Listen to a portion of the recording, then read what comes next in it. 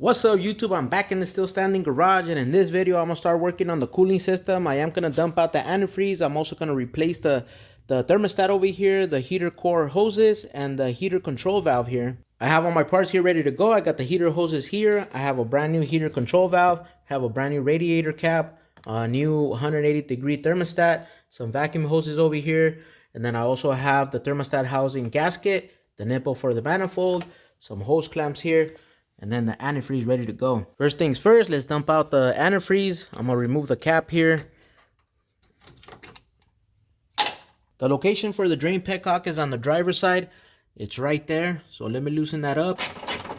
I had to unbolt the fan shroud so I can move the radiator just a little bit so I can have enough room to turn the petcock open.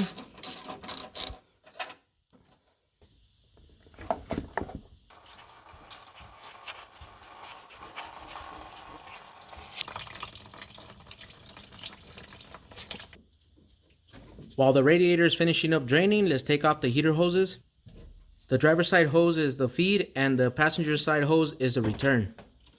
Another thing to note is the passenger hose is a 3/4 inch hose and the driver's side hose is a 5/8 hose, and that's inner diameter. This one's not breaking loose, so I am going to use some pliers to break it loose and then pull it off.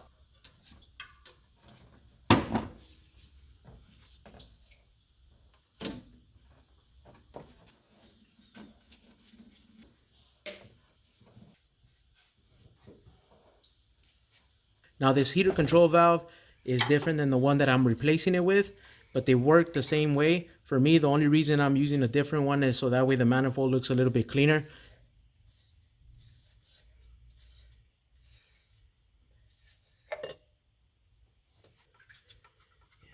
Now we can start putting in our new nipple. With the 5/8 socket, we'll start tightening it up. Let's start with the inlet hose first. I'm not going to tighten it up all the way yet because I do want it to rotate a bit if I needed to. The new heater control valve has an arrow indicating the flow of the antifreeze. I'm going to put it like this.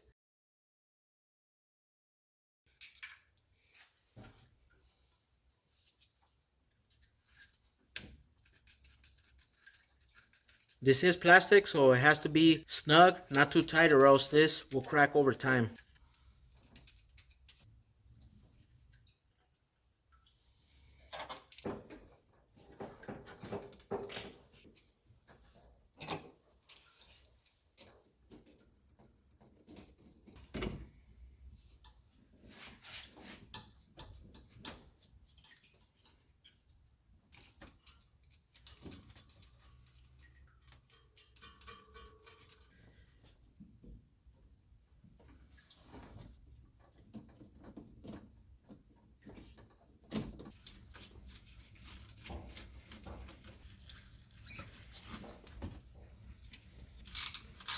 I used a 14mm socket to remove the bolts.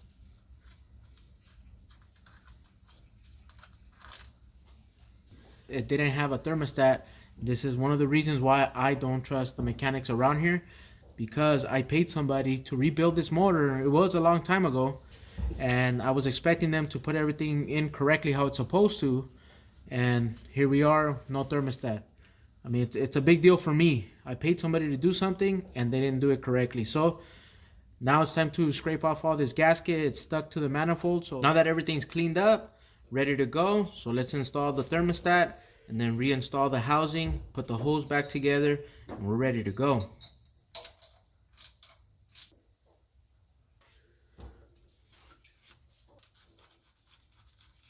When I went to tighten the plug, the handle broke off. But no biggie, I bought a brand new one for about $4. This one has a nipple so you could hook up a hose to it and make draining a lot easier.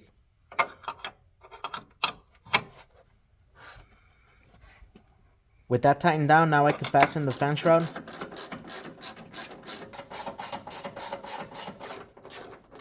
Before I add antifreeze to the system, I wanted to demonstrate how the vacuum lines are hooked up for the AC and heater control. So the vacuum lines that are coming out of the firewall are gray and pink. The pink one gets hooked up to the passenger side of this vacuum canister. My vacuum canister was really dirty, so I took it off and I cleaned it up with some Simple Green. So pink to passenger side, and then you have the gray one that goes to the heater control valve, wherever your heater control valve is, right there or over here where I had it before. So gray to the heater control valve. The driver's side vacuum from the canister goes to manifold vacuum. For me, I hooked it up to the driver's side of the carburetor, which is my manifold vacuum. You could hook it up anywhere on your manifold, wherever you could tee off for manifold vacuum. So the way that these heater control valves work is when vacuum is applied, the valve is closed, not allowing that hot antifreeze to get into the core. Once you turn on the heater inside, then the valve opens, allowing that hot antifreeze to get into the core and obviously to heat you up.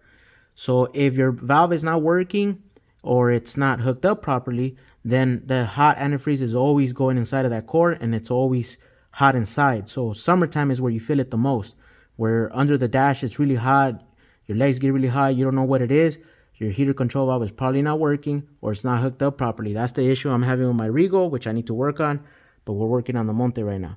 So let's add some coolant here, get this going, turn on the car, see if there's any vacuum leaks, see if there's any coolant leaks, and let's keep it moving.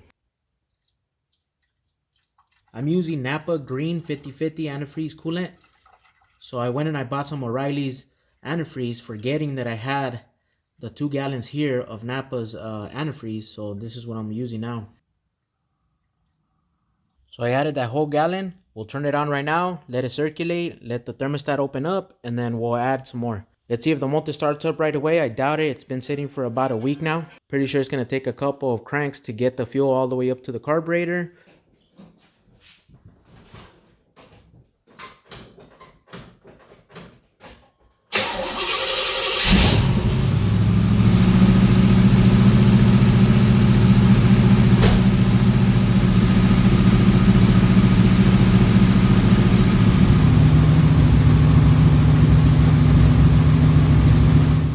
YouTube, and there it is.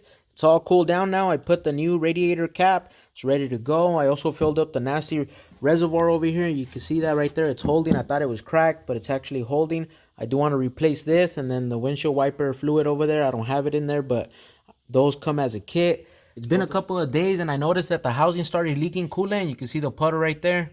So I'm going to replace the neck, and I'm also going to replace the gasket. I got a new water neck right here. I really don't like this one, but hopefully it lasts long enough for me to find a better one and then replace it. So I got this right here. I also went ahead and I bought this gasket here. This one's a little pricier compared to the paper type of gasket over there. This one's about 30 bucks, but it's reusable, so they say, but a lot of people recommend it. I read a lot of good reviews on it, so I'm gonna put this on and see how it goes. So now time to make a mess over here. Again, I have my 2 catch cans down there, and I also am gonna put a whole bunch of old shirts around there and hopefully absorb as much as possible. Hopefully there's not a lot of coolant right here in this hose. We'll find out. Let's go.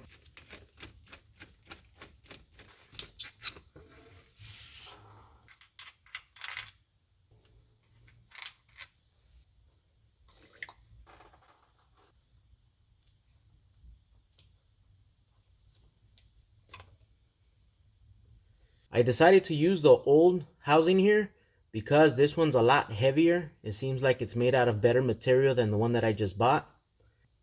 This one right here is so light, and also the screws or the bolts that they included in the kit, they don't even fit.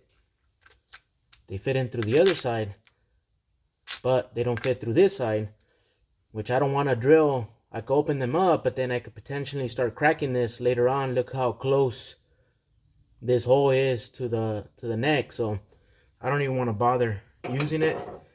I already opened the package, so I don't even know if I'm gonna be able to return it. On this gasket, the instructions say to remove the O-ring off of the water neck. This one's supposed to have an O-ring in here. You see that groove there? It says to remove it, and this gasket is supposed to seal it properly, so we'll find out. Let's throw on the thermostat first. That's in there. Everything's dry, ready to go. Put that in there. And you know what? Let me show you how it looks.